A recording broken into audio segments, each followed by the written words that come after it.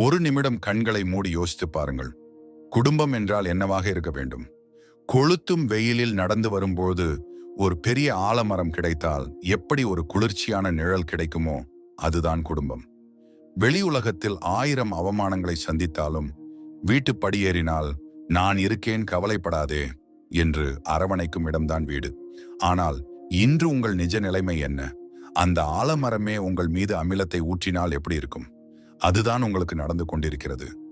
உங்களுக்கு ஒரு குறிப்பிட்ட நபரிடமிருந்து தொலைபேசி அழைப்பு வந்தால் ஏன் நெஞ்சு படபடுகிறது? அவர்கள் வீட்டு விசேஷங்களுக்கு போக வேண்டும் என்றாலே ஏன் ஒரு வாரம் முன்பிருந்தே தூக்கம் கெட்டுப் போகிறது? யார் இவர்கள்? வேறு யாரும் இல்லை, உங்களை பெற்றவர்கள், உடன் பிறந்தவர்கள், அல்லது உங்களுக்கு மிக நெருக்கமான இரத்த சொந்தங்கள். உங்களை மலர் மெத்தையில் வைத்து பாதுகாக்க வேண்டியவர்களே. உங்களை முள் படுக்கையில் தள்ளும் போது நீங்கள் நரகத்தில் வாழ்ந்து கொண்டிருக்கிறீர்கள் என்று அர்த்தம். நான் என்ன பாவம் செய்தேன்? நான் மட்டும் ஏன் இப்படி கஷ்டப்பட வேண்டும் என்று உங்களை நீங்களே வருத்திக் கொள்கிறீர்களா? கண்ணீரை துடையுங்கள். இன்று முதல் உங்கள் கண்ணீர் வற்றப் போகிறது. அவர்கள் வியர்க்கப் போகிறார்கள். மூளையில் கட்டப்பட்ட கண்ணாமூச்சி வலை. ஏன் உங்களால் அவர்களுக்கு பதிலடி கொடுக்க முடியவில்லை? வெளியில் ஒரு முகம் தெரியாத நபர் உங்களை அவமதித்தால் சட்டை காலரை தூக்கிவிட்டு சண்டைக்கு போவீர்கள். ஆனால் வீட்டில் மட்டும் ஏன் வாயடைத்து போகிறது?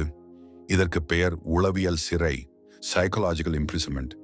நீங்கள் குழந்தையாக இருந்தபோது உங்களுக்கான உலகமே அவர்கள் மட்டும்தான்.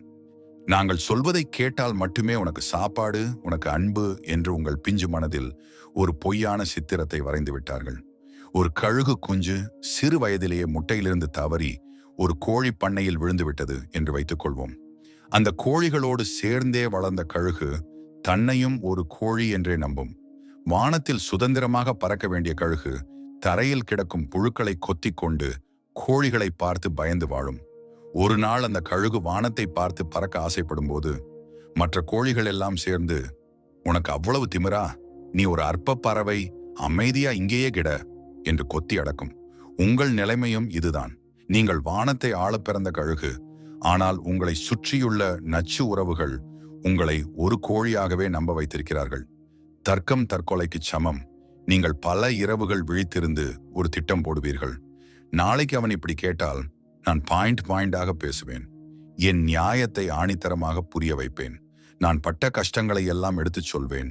அவர்கள் மனம் திருந்தி அழுவார்கள் என்று ஒரு பெரிய திரைக்கதையை உங்கள் கற்பனையில் ஓட்டி பார்ப்பீர்கள். ஆனால் நிஜத்தில் என்ன நடக்கும்? நீங்கள் வாயை திறந்த 2வது நிமிடம், நீ ரொம்ப படிச்சிட்டியா? உனக்கு வாய்க்கொழுப்பு அதிகமாகிடுச்சு, அன்னைக்கு நீ அந்த தப்பு பண்ணலையா என்று சம்பந்தமே இல்லாமல் பழசை கிண்டி உங்களை தற்காப்பு நிலைக்கு, டிஃபென்சிவ் மோடு தள்ளிவிடுவார்கள். கடைசியில் நியாயம் கேட்க போன நீங்கள் அவர்கள் காலடியில் நின்று மன்னிப்பு கேட்டுக்கொண்டிருப்பீர்கள். சாக்கடையில் கல்லை எறிந்தால் சகதி உங்கள் மீதுதான் படும்.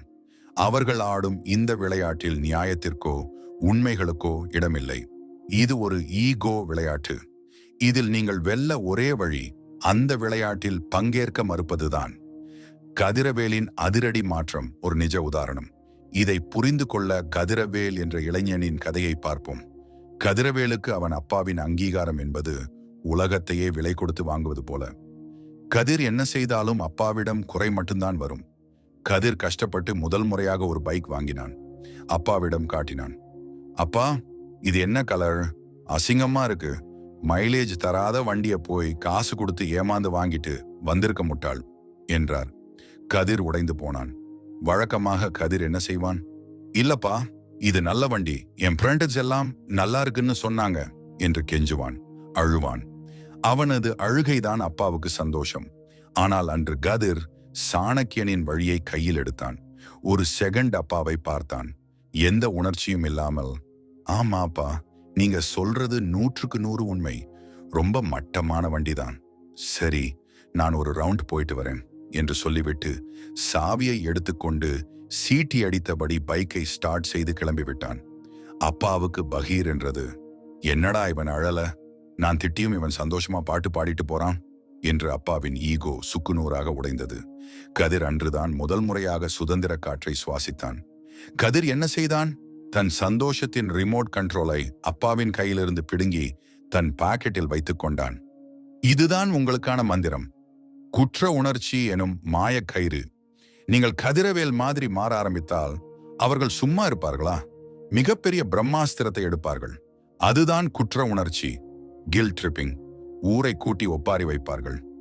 நாங்க இரத்தம் சிந்தி வளர்த்தோம், இப்போ எங்களை நடுத்தெருவில் நிப்பாட்டிட்டான், பாவி துரோகி என்று வசனம் பேசுவார்கள். இந்த இடத்தில் நீங்கள் உருகி போய்விட்டால் மீண்டும் அந்த நரக குழியில் விழப்போகிறீர்கள் என்று அர்த்தம். ஒரு கடத்தல்காரன் உங்கள் குழந்தையை கடத்தி சென்று விட்டு, எனக்கு 1 கோடி ரூபாய் கொடு, இல்லனா குழந்தையை கொன்று விடுவேன் என்று மிரட்டுகிறான். நீங்கள் போலீஸுக்கு போகிறீர்கள். உடனே கடத்தல்காரன், நான் எவ்வளவு கஷ்டத்துல இருக்கேன் தெரியுமா, என் குடும்பம் பட்டினி கிடக்கு, உனக்கு இரக்கமே இல்லையா என்று அழுதால் உங்களுக்கு அவன் மீது அனுதாபம் வருமா? வராது. ஏனென்றால் அவன் ஒரு கிரிமினல் என்று உங்களுக்கு தெரியும். அதே போலத்தான் உங்கள் உணர்ச்சிகளை கடத்தி வைத்துக் கொண்டு உங்கள் நிம்மதியை பறிக்கும் நச்சு சொந்தங்களும் எமோஷனல் கிரிமினல்கள் தான். அவர்கள் கண்ணீரை பார்த்து இறக்கப்படாதீர்கள். சாணக்கிய வழியில் 5 முத்தான செயல் திட்டங்கள். இப்போது நீங்கள் என்ன செய்ய வேண்டும்? இதோ உங்களுக்கான 5 கட்டளைகள். இதை இன்று முதலே உங்கள் வாழ்வில் அமல்படுத்துங்கள். 1. தகவல் இருட்டடிப்பு, இன்ஃபர்மேஷன் பிளாக் அவுட். உங்கள் வாழ்க்கையின் எந்த ஒரு நல்ல விஷயத்தையோ கெட்ட விஷயத்தையோ அவர்களிடம் பகிராதீர்கள். உங்களுக்கு ப்ரொமோஷன் கிடைத்ததா? சொல்லாதீர்கள். உடம்பு சரியில்லையா? மூச்சு விடாதீர்கள். நீங்கள் உங்கள் தகவல்களை கொடுக்க கொடுக்க அவர்கள் அதை வைத்து உங்களுக்கு எதிராகவே அம்பு எய்வார்கள். ஒரு ரகசிய உளவாளி போல உங்கள் வாழ்க்கையை உங்களுக்குள் மட்டும் வைத்துக் கொள்ளுங்கள். 2. உணர்ச்சியற்ற பாறை ஆகுங்கள், த கிரே ராக் மெத்தட். அவர்கள் உங்களை காயப்படுத்த வேண்டும் என்று வார்த்தைகளை வீசும்போது ஒரு பாறை போல இருங்கள். எந்த ரியாக்ஷனும் கொடுக்காதீர்கள். நீ எல்லாம் ஒரு மனுஷனா என்று கேட்டால், ஓ அப்படியா என்று மட்டும் சொல்லிவிட்டு உங்கள் வேலையை பாருங்கள். நீங்கள் அவர்களிடம் கோபப்படுவதை விட உங்களின் இந்த அமைதி மற்றும் அலட்சியம் அவர்களை உயிரோடு கொள்ளும். 3. நோ சொல்லும் கலையை கற்றுக்கொள்ளுங்கள். அவர்கள் உங்களை ஒரு வேலைக்கு கூப்பிடுகிறார்களா? உங்களுக்கு பிடிக்கவில்லையா? மிக அமைதியாக ஆனால் உறுதியாக என்னால் முடியாது என்று சொல்லுங்கள். அதற்கான விளக்கத்தை அளிக்காதீர்கள். ஏன் முடியாது என்று கேட்டால், எனக்கு வேலை இருக்கிறது அவ்வளவுதான் என்று முடித்துக் கொள்ளுங்கள். விளக்கம் கொடுக்க ஆரம்பித்தால் அது மீண்டும் விவாதத்தில் போய் முடியும். 4. தூரத்தை அதிகப்படுத்துங்கள். கிரியேட் பிசிக்கல் மற்றும் மென்டல் டிஸ்டன்ஸ். அடிக்கடி அவர்கள் வீட்டிற்கு போவதை தவிருங்கள். போன் அழைப்புகளை உடனே எடுக்காதீர்கள். 10 முறை அழைத்தால் 1 முறை எடுங்கள். மெசேஜுகளுக்கு பதில் அளிப்பதை தாமதப்படுத்துங்கள். ஒரு சிலந்தி வலையிலிருந்து தப்பிக்க அந்த வலையிலிருந்து தூரமாக பறப்பதுதான் ஒரே வழி. 5வது, புது உலகத்தை கட்டுங்கள். உங்களை இரத்த உறவுகள் ஒதுக்கினால் உலகம் முடிந்து விடாது. உங்களை மதிக்கும் நல்ல நண்பர்கள், உங்கள் திறமையை பாராட்டும் நபர்கள் என ஒரு புதிய வட்டத்தை உருவாக்குங்கள். அன்பு என்பது பிறப்பால் வருவதில்லை, அது குணத்தால் வருவது. உங்களுக்கு மரியாதை இல்லாத இடத்தில் ஒரு நொடி கூட நிற்காதீர்கள். தனிமை என்ற பயத்தை விரட்டுங்கள். இவர்கள் எல்லாரையும் விட்டுவிட்டால் நான் அனாதையாகி விடுவேனோ என்ற பயம் உங்களை அரிக்கலாம்.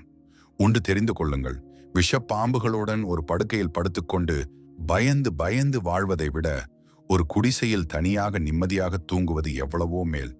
உங்கள் வாழ்க்கையில் இருக்கும் குப்பைகளை வெளியேற்றினால்தான் புதிய மற்றும் சுத்தமான காற்று உள்ளே வரும். இந்த நச்சு உறவுகளை தூக்கி எறிந்தால்தான் உங்களை உண்மையாக நேசிக்கும் மனிதர்கள் உங்கள் வாழ்க்கைக்குள் நுழைய முடியும். இது உங்கள் வாழ்க்கை, உங்கள் உரிமை. யாருக்காகவும் உங்கள் சுயமரியாதையை விட்டுக் கொடுக்காதீர்கள். பெற்றவர்களாக இருந்தாலும் சரி, உடன் பிறந்தவர்களாக இருந்தாலும் சரி, உங்களை மிதிக்க எவருக்கும் உரிமை கிடையாது. நீங்கள் பிறந்தது அவர்கள் போடும் தாளத்திற்கு ஆடுவதற்கு அல்ல, உங்கள் சொந்த வாழ்க்கையை ராணியாகவோ ராஜாவாகவோ வாழ்வதற்கு. உங்கள் நெஞ்சில் கையை வைத்துச் சொல்லுங்கள், நாளை காலை எந்த ஒரு பயமும் இல்லாமல், எந்த ஒரு அழுகையும் குற்ற உணர்ச்சியும் இல்லாமல் ஒரு புதிய மனிதனாக நீங்கள் கண்விழிக்க வேண்டாமா? அந்த நிம்மதியான வாழ்க்கை உங்களுக்கு தேவை என்றால் இன்றே இந்த நொடியே முடிவிடுங்கள். அந்த பழைய பயந்த சுபாவத்தை இங்கே விட்டுவிடுங்கள். இன்றைய ஹோம்ஒர்க். அடுத்த முறை அந்த குறிப்பிட்ட நபர் உங்களை சீண்டினால் எந்த பதிலடியும் தராமல் முகத்தில் ஒரு லேசான புன்னகையோடு கடந்து சென்று பாருங்கள். உங்கள் மனதிற்குள் ஏற்படும் அந்த ஆசுவாசத்தையும் அவர்களின் முகத்தில் ஏற்படும் அந்த ஏமாற்றத்தையும் நீங்களே உணர்வீர்கள். இந்த நீண்ட பதிவு உங்கள் மனதிற்குள் ஒரு தீப்பொறியை உண்டாக்கி இருந்தால் அந்த நெருப்பு அணையாமல் பார்த்து கொள்ளுங்கள். இந்த 5 படிகளில் எந்த படியை இன்னைக்கு நீங்க முதலில் செயல்படுத்த போறீங்க? அதை பகிர்ந்து கொள்ளுங்கள். நாம் அதை எப்படி இன்னும் சிறப்பாக செய்யலாம் என்று பேசுவோம். இந்த வீடியோ உங்களுக்கு பயனுள்ளதாக இருந்தால் ஒரு லைக் பண்ணுங்க. இது உங்கள் நண்பர்களுக்கும் உதவும் என்று நினைத்தால் தயங்காமல் ஷேர் பண்ணுங்க. இப்படி இன்னும் மதிப்புள்ள விஷயங்களை தொடர்ந்து பார்க்க நம்ம சேனலுக்கு சப்ஸ்கிரைப் பண்ண மறக்காதீங்க. அடுத்த வீடியோவில் இன்னும் ஒரு சக்தி வாய்ந்த தலைப்போடு சந்திப்போம். அதுவரை உங்கள் மதிப்பை உயர்த்திக் கொள்ளுங்கள். நன்றி, வணக்கம்.